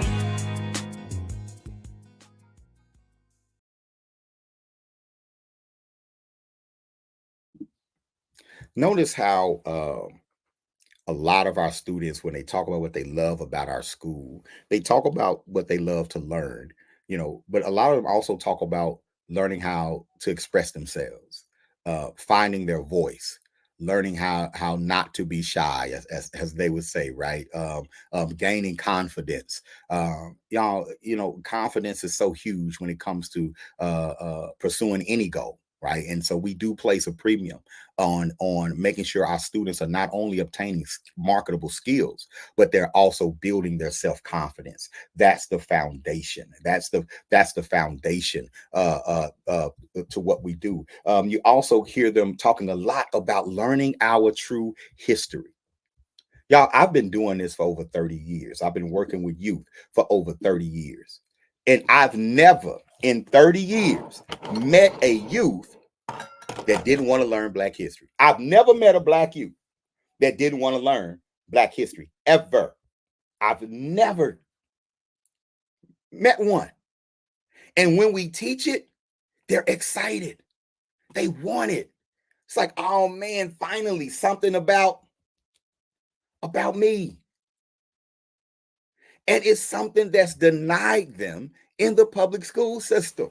And the few states that offer Black history, they offer it just so they can control the narrative on Black history. Florida, right? And so, but that's okay. Guess whose job it is to teach our children our story? That's our job, right? Now, we're paying taxes into the public school system, right? In a lot of areas, we're the majority of the children in the public school system. So as a taxpayer, whether you're the majority or the minority, it's majority rule, minority right, right? Whether you're the majority or the minority, you should be able to dictate what your child learns. And if you want your child to learn our story, you should demand that. You should demand that. And if you don't receive that, then you should remove your child from that school. The Uhuru Academy is here to be the or else. The Uhuru Academy is here to train you, to provide you with the resources, to provide you with the support, the collective work and responsibility to get us to a point as a community where we say, you know what? If we're still going to be fighting to tell people who work for us what we want them to do, then we'll just go do it for ourselves.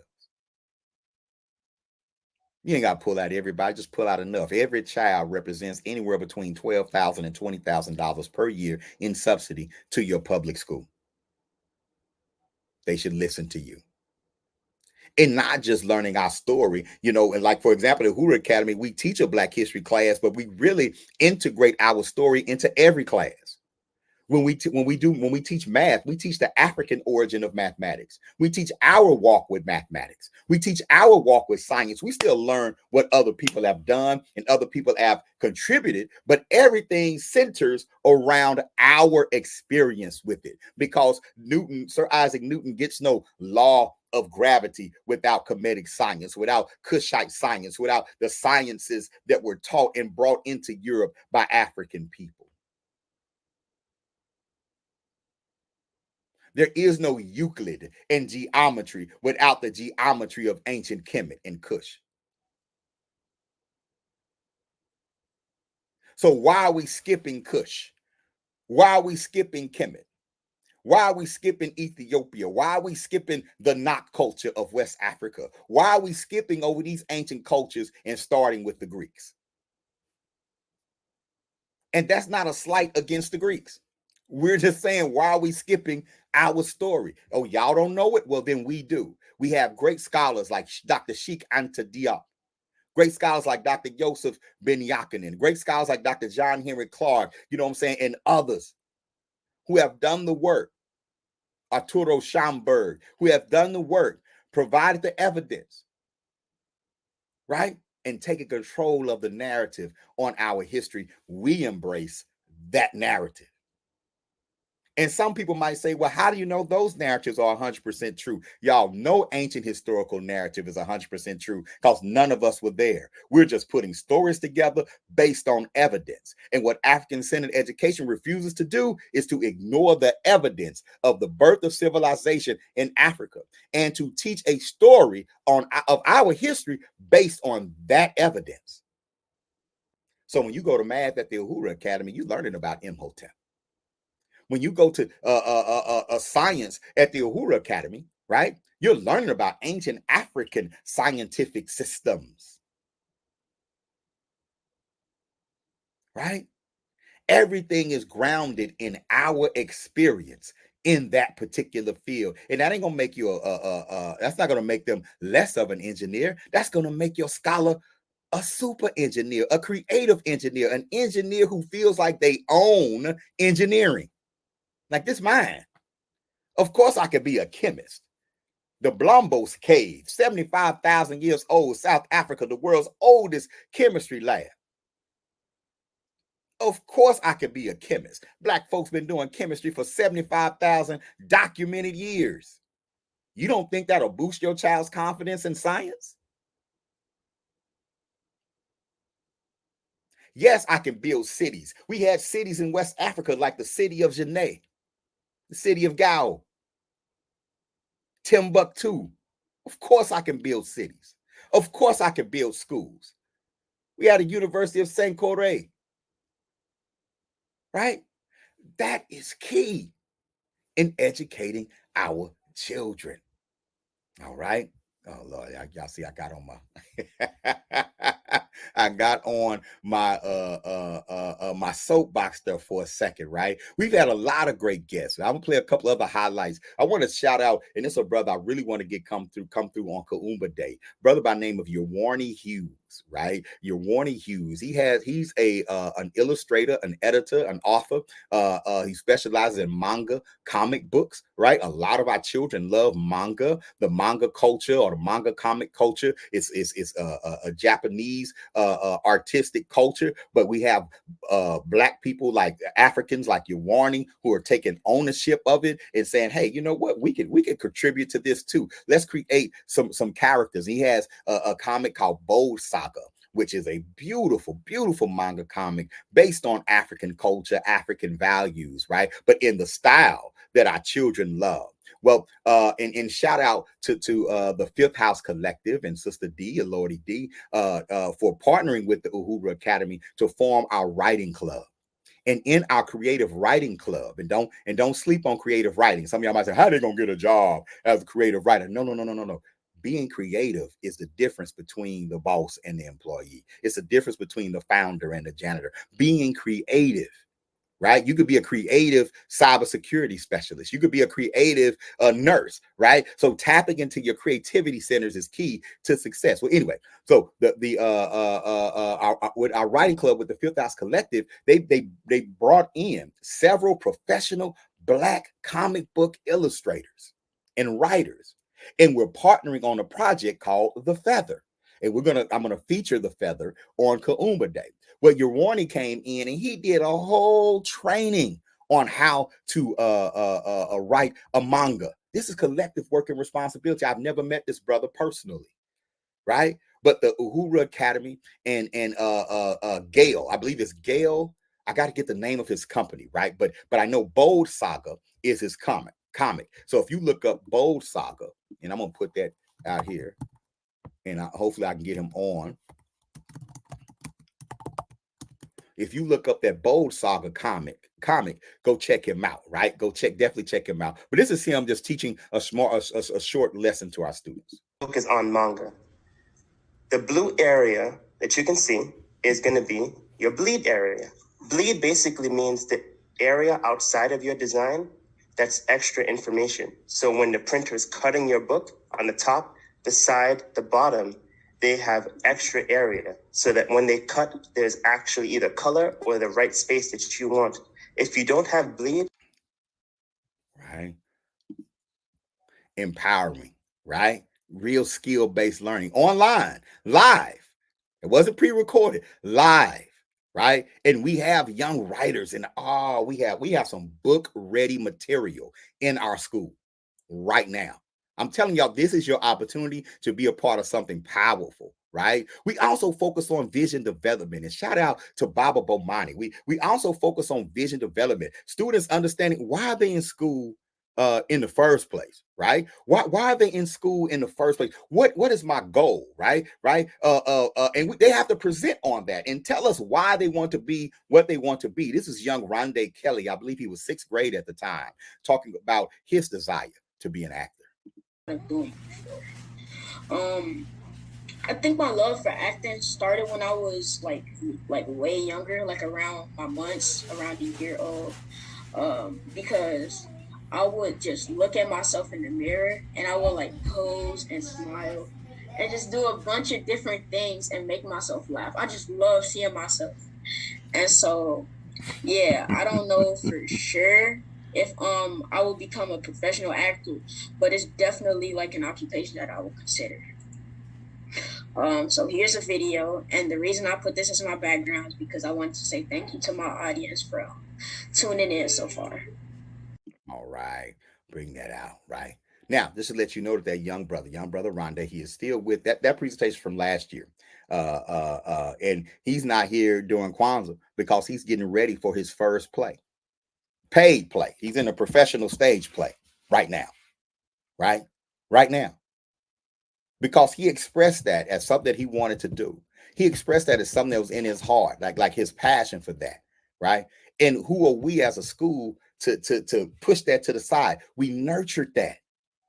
And the transferable skills, my only thing is be able to articulate what you want to do. And thus you see the presentation, right? That confidence, that young man has carried that into his first paid acting job. In the presentation, he said, I don't know if I ever be a professional actor or not. A year later, he is. A year later, he is.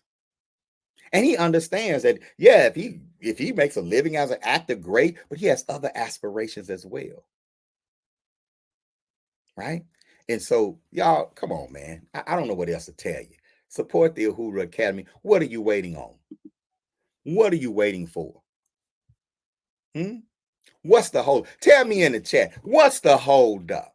Why don't you support African-centered education? What we not doing? What are we not doing? We don't have the budget that they have at the public school system, but we're more effective. We're more impactful. We not for everybody, but we for a lot of people, and we're not, and we're not at capacity of the children that we're here for. We're not there yet. We need more teachers. We're looking for volunteer teachers. We're looking for teachers. If you have a skill, if you have teaching experience, if you want to experience and be trained in our model, to be trained as an African-centered instructor, get at us. I should say trained and certified. Get at us. All right. All right, cool. All right. So I wanted to shout out to Miss Dorlia Woodard. She is the mother. I'm sorry, not Dorlia, Deandra Woodard. She is the mother. Let me put this up here. Of Dorlia Woodard, Uhuru Academy student in her third year with us. And the thing about Dorlia, out of California, experienced extreme bullying when she was in public school. Race-based bullying, being a girl, just had a horrible experience. When she enrolled in the Uhuru Academy, she had kind of withdrawn within herself. Since being with us and us working collectively, when I say us, I'm not saying I did it or no. Since being with Mama and Koyo and Baba Amin and Miss Haley Lair, being a part of our Be Like a Girl groups with Mama Kamaria, and when having a beautiful, active mom who keeps her, engaged and in the community, Dorlia blossomed within a year of being with us, right? So much so that Dorlia became an activist and an entrepreneur in her own right. So Dorlia is not only a young entrepreneur, and I'm gonna play a short clip, and I think let me make sure I have it.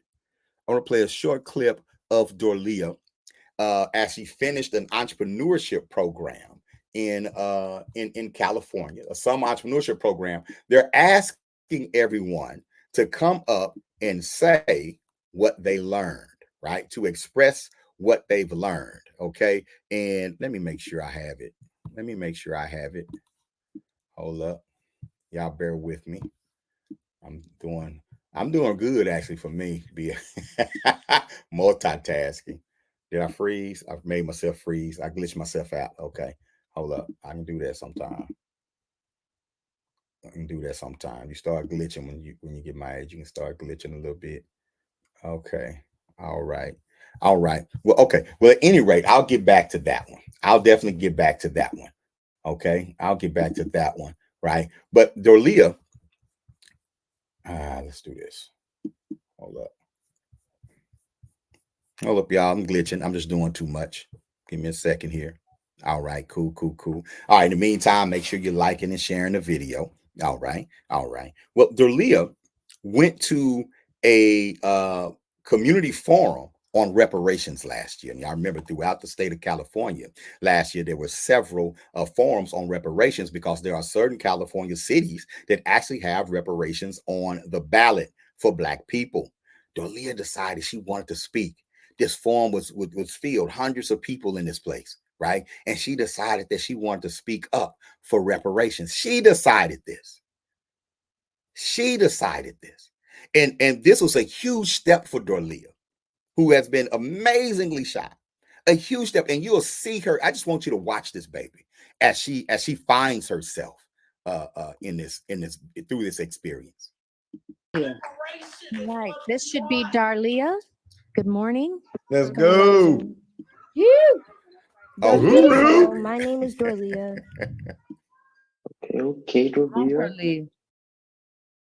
Oh, froze. Oh, really? It froze. Come on, baby. It's okay, Darlia. Where her mama? Come on, honey. Come on. Let's go. Hello, my name is. Hello, my name is Dorlia. My great grandparents were an Aboriginal women and freemen, enslaved freemen who planted roots in California as sharecroppers. My family is through all of California, from the north to the south borders. We are so deep that we don't even know it. And that part of the separation is the separation of Black families. I am homeschooled due to the fact that I was given an opportunity to get away from being humiliated, bullied, and beaten, not only from the students, but from the teachers and staff. It has been a struggle of being a Black girl in California. And as our ancestor, Miss Fannie Lou Hamer, said, we are tired of being tired. Yes. My great grandfather was freed as a child at about 7 years old. I can't even imagine running around in sugarcane, cotton, tobacco crops, and clueless to who I am, nor having education. We Black people are about 7% of the state's population. Now imagine what it's like to be one of the few Blacks in the school, unless you're in the inner city. There is no self-identity or self-awareness in public schools, and if so, you're being bullied. I'm an entrepreneur, and as a Black seventh-generation Californian, I am barely getting out of the mud. I'm thinking about my lineage and how my great-great-great-grandchildren are going to be benefited off any proposed reparations. In our homeschool, we are taught about Black economics. Where are the credit unions going to be at? Where are our own hospitals going to be at?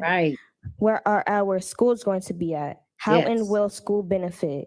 Homeschooling is important, especially for Black children, to know ourselves. We come from greatness, we are greatness, and to greatness we shall return. Thank you so much. Thank you so much for coming out. It is now.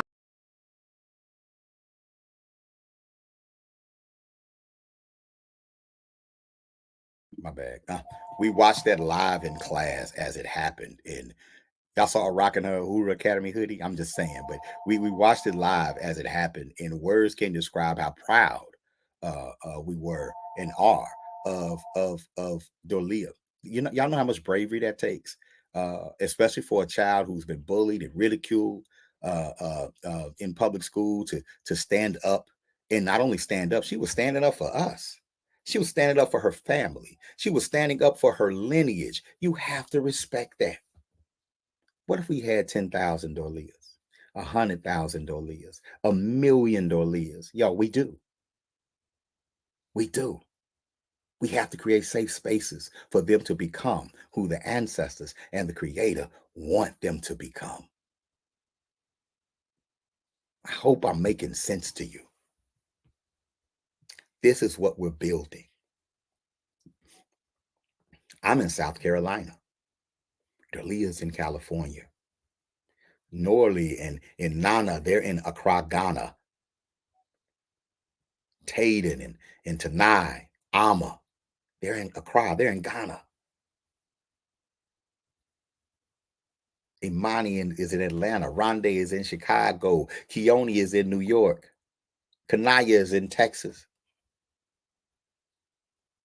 They all come together every morning to learn. They've all become friends.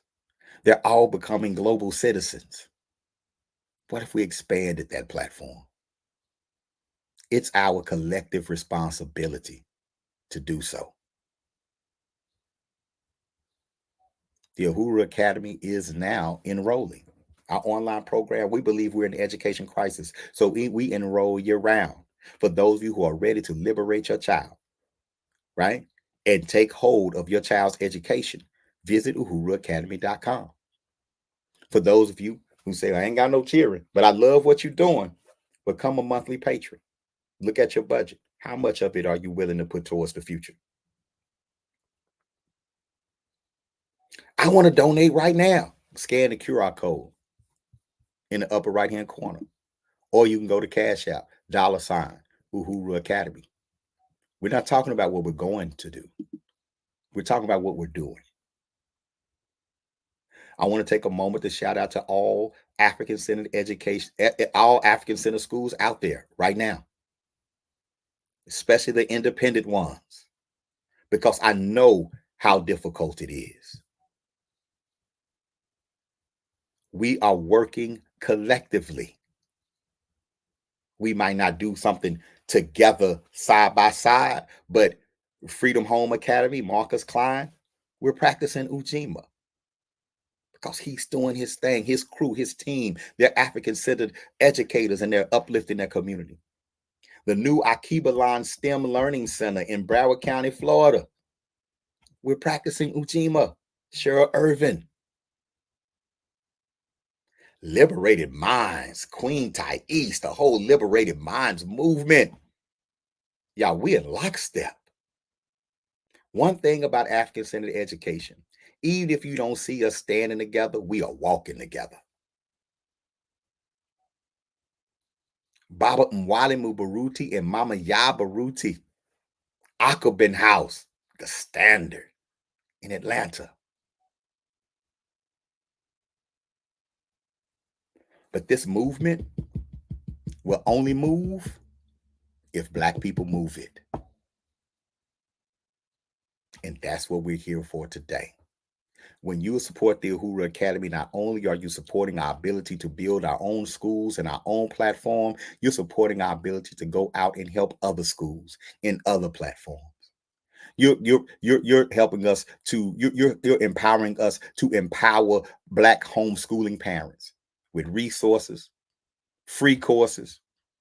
You're helping us provide scholarships to students who need it the most. You're helping us provide computers and technology to students who need it the most.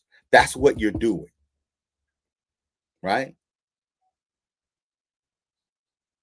And you're not making me money rich, but you sure making me people wealthy.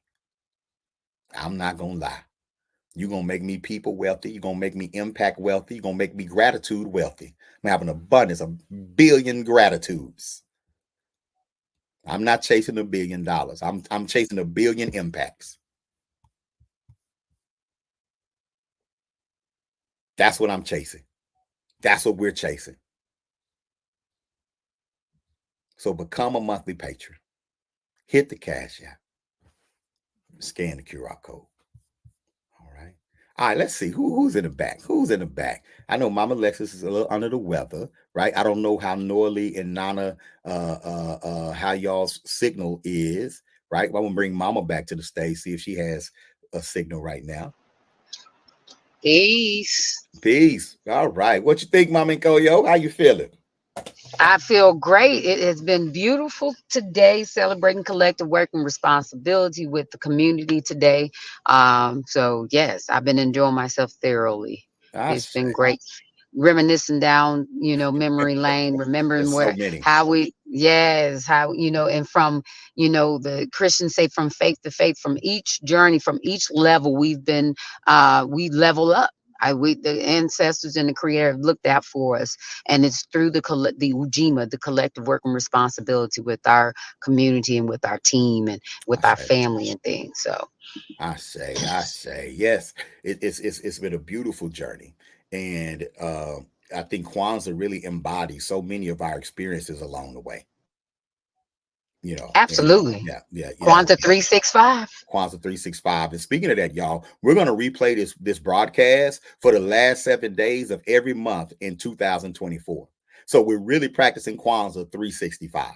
So each day, Umoja, Kushakalia, Ujima, Ujama, we're live, we're streaming live for Kwanzaa. But for the last 7 days of every month in 2024, we're broadcasting each day again, right? Again, we are launching the fundraiser today. We're launching the fundraiser during Kwanzaa. By the time we come back and meet again next year, we will have exceeded our goal in this fundraiser. We're also looking for sponsors. If you have a Black-owned business and you want to attach your brand to a movement that's moving, do not sleep on the power of sponsorship marketing. When people know that you support Black people will support you.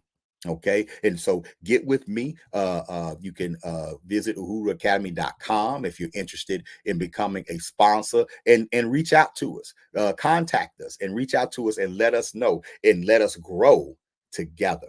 I would like to acknowledge some of our sponsors. I would like to acknowledge the Alms Marketplace, and we're going to talk more about these relationships tomorrow because we're doing UJIMA, cooperative economics. You're going to meet Alms Marketplace. You're going to meet other supporters that we have.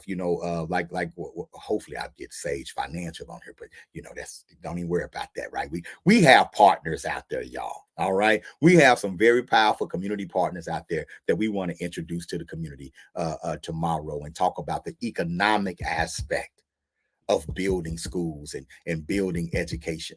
All right. And so yeah, all of us, and oh my gosh, we had some sponsors for this event that we're going to highlight tomorrow as well. So I'm looking forward. I don't have my list in front of me, but I'm looking forward to doing that as well. And yes, Shamai, I think if you're looking at through YouTube, I can't bring you on through YouTube. You have to come into the backstage and I can bring you to the stage, right? Just like this. Let's go to Africa right quick, y'all. We got to stay global, right? We have to stay global. Norley and Nana. Hi, everyone. Hi, everyone. Peace. But y'all hanging in there with me this week. Yeah. We're going to be around for multiple days. Yes. I won't be there tomorrow, but Nana will be online tomorrow. Okay, cool. Well, Nana, I'm gonna bring you on with me tomorrow. We're gonna talk. Oh, really? Yeah, I want to bring Nana on with me at some point tomorrow, and we're gonna talk about cooperative economics. Well, he's gonna have to practice his sentences and his recipes. I'm not the best at pronouncing words. Practice. I think you do a great job. All right. I think you do a great job. And hey, practice makes improvement. All right. And so I look forward to seeing you tomorrow. And then I definitely to see you on Kuumba Norley. Yes. I'll definitely be there. All right. Okay. Absolutely. Let me bring Shemai up. All right.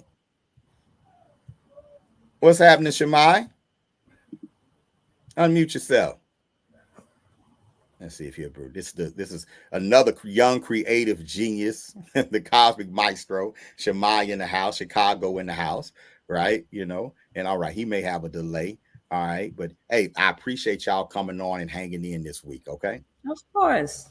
All right then, cool. That's what's up. All right, I'm gonna send y'all backstage. We're gonna close out today. Oh, you know what I haven't done, y'all? During Kwanzaa, whenever we end our celebration, we're supposed to end with 7 harambes. Harambe is a Swahili term which means pull together or come together, right? So I'm going to end today with 7 harambes. When I get to harambe, and when I say harambe, y'all repeat harambe, okay?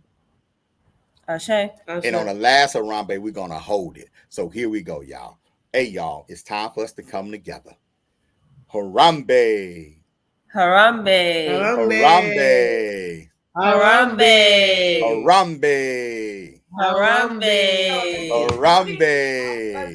Harambe. Harambe. Harambe. Harambe. Harambe. Last one. Harambe. Harambe. Oh